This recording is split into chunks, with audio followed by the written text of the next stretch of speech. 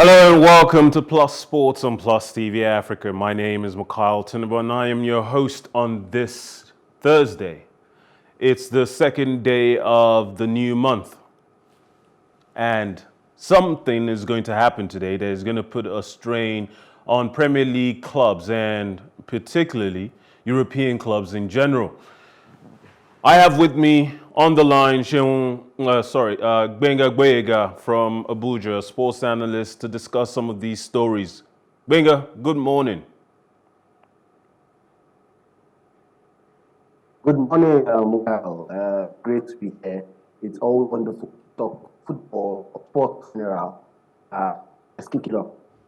Thank you. Now, of course, we're going to get to that story, but first of all, Saudi Arabia secured its bid to host the 2027 Asian Cup following a withdrawal from the Indian Federation on Wednesday, February 1st, and defended criticism surrounding their reported national sponsorship of the 2023 FIFA Women's World Cup. The announcement was made at the 33rd AFC Congress in Bahrain, attended by Saudi's Minister of Sports Prince Abdulaziz bin Turki Al Faisal and FIFA President Gianni Infantino. The successful bid was described by Ibrahim Al-Qasim, Secretary General of the Saudi Arabian Football Association, as just one part of the kingdom's vision for 2030, a transformational footprint that we are following in Saudi Arabia to benefit Saudi Arabia and the world. Meanwhile, Women's World Cup co-hosts Australia and New Zealand have written to FIFA seeking urgent clarification after reports that Saudi Arabia's tourism authority has signed a sponsorship deal for the global football showpiece.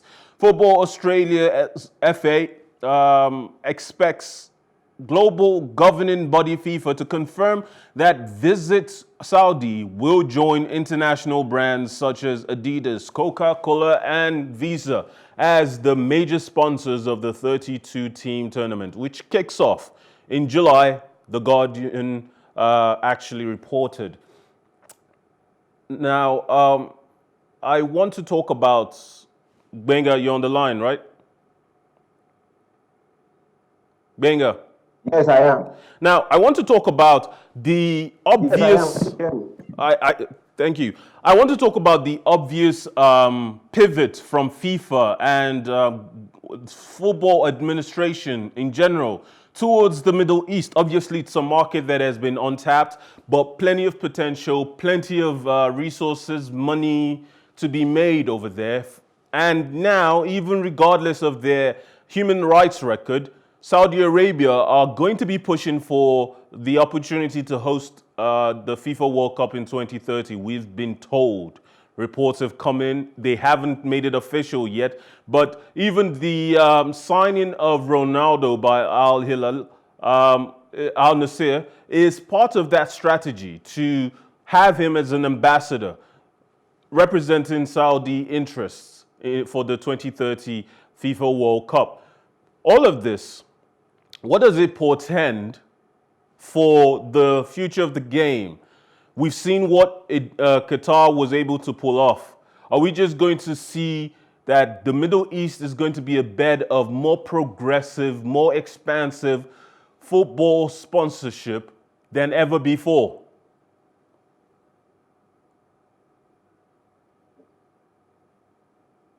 Gbenga? You said it right.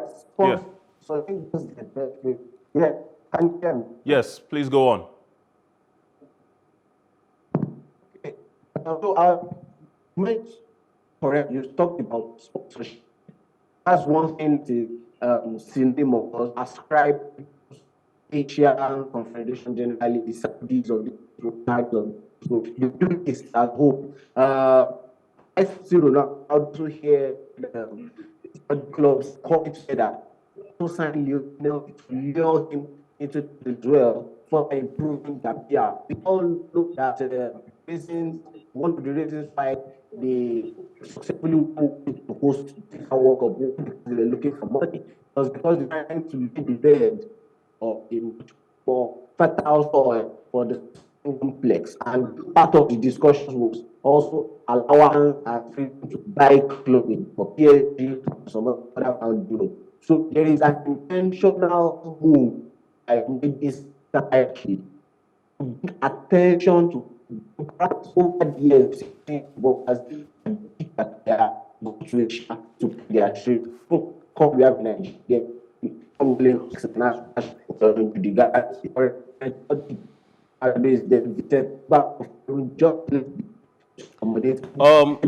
president. Now, in recent years, Saudi Arabia has added the Formula One Jeddah Grand Prix, the Live Gold Tour, and the Spanish and Italian Super Cups, as well as the 2034 Asian Summer and Winter Games to its lucrative sporting portfolio, with a 2030 FIFA World Cup bid in their sights. It will. I do not believe it will stop at the World Cup. The fact that the World Cup has just been hosted in Qatar just the past year, I do not believe they're going to get their hands on the World Cup for 2030. It would be so quick, such a quick turnaround for another country from that region to get their hands on the competition hosting rights.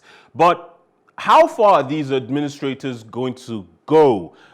Might we one day be seeing a Winter Olympics being held in the desert with artificial snow? Gbenga. Of course. We saw the hosted with 7 brand new stages. World Cup of you got one stadium, the whole of Qatar.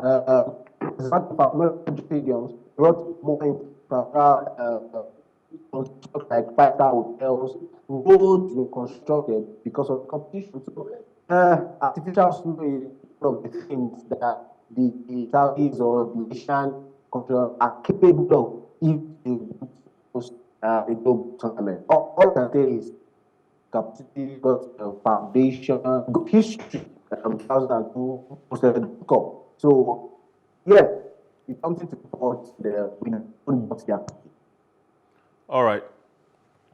Now, like I was saying before, the new Premier League, the rest of the season is about to start in Europe, and the transfer window having closed, registration is going to now take place for teams to register the players they've bought, especially for the teams that are in Europe, playing in European tournaments, the Champions League, the Europa, the Conference Cup. It's going to prove difficult to register certain players, and Chelsea have perhaps the biggest problem of all. Chelsea have a registration problem after January transfer window spending spree. But their winter spending spree has presented the Blues with a Champions League registration problem. Chelsea are only allowed to register a maximum of 3 new players for the knockout stages of the Champions League before taking on Borussia Dortmund in the last 16, starting on February 15th. Clubs have to inform UEFA of their desired squad changes by 11 p.m. today, February 2nd. This deadline cannot be extended. UEFA will publish full list of ins and outs once they have been approved. All clubs are limited to a 25-man squad, and Chelsea used 24 players in the group stage, with only one of them, Jorginho, leaving the club in the January transfer window.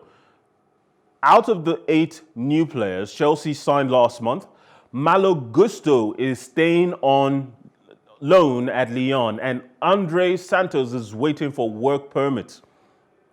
Meanwhile, all the new signings can be registered in Chelsea's Premier League squad, as there are no restrictions on how many changes teams can make. However, there is a 25-player limit, so some of the current Chelsea squad could make way for the new arrivals.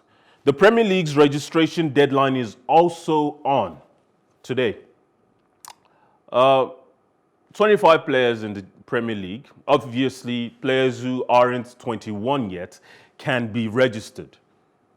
They don't even have to be registered, for the Premier League registration list that will be submitted. It allows for players from the academy to feature for the senior squad without having to be considered as part of the main squad.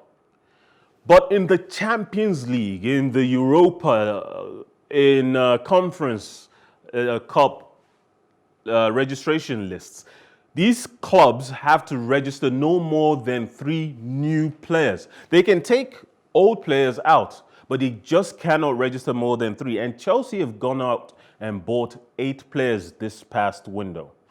Players like David Fofana, you don't expect will be expected to start on even, here he won't have any expectations to be part of the regular squad for the Champions League. So he's not a bother. Andre Santos hasn't gotten a lot of playing time, so until he gets work permit in England to play, he won't get to actually play any matches at all. Malagusto, the right back that they bought from Lyon, is going to stay in Lyon till the end of the season on loan. So those 3 players aren't essential. They don't have to worry about registering them. The remaining 5, 4 of them need to be registered, but only 3 of them will get the opportunity to be registered. And with only 2 spaces available, Chelsea will have to deregister someone to register somebody else. The most likely new player to be included is record signing Enzo Fernandez after spending £105 million on deadline day to get him. Meanwhile, the loss of Jorginho to Arsenal on the same day means Chelsea are light on midfielders who can play in the deep role. So even with Ruben Loftus-Cheek, Conor Gallagher, Mason Mount and Kovacic available to choose from, you can expect Fernandes will be registered, which leaves 2 spots.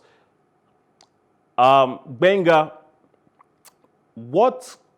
obviously Chelsea will find it very difficult, especially if they intend to try to sign João Felix in the summer, to convince him to accept not being registered for the Champions League squad. And they spend so much money on Modric, and the expectation around his potential is so high, they will need him if they are going to go as far as possible, which means somebody else is definitely going to miss out. Madueke won't be registered even though he's 20, but he has to have featured for Chelsea for 2 years as an under 21-year-old to qualify to be on the B list, which is a list of players who are under 21 and can be registered. But that leaves Badiashile, the defender, who has proven in the last 2 games he has featured that he may be a better option, a more calmer option, a more sensible option in the heart of defense than Koulibaly. How do you see this playing out with Graham Potter trying to make the right choice and find the right balance for his squad?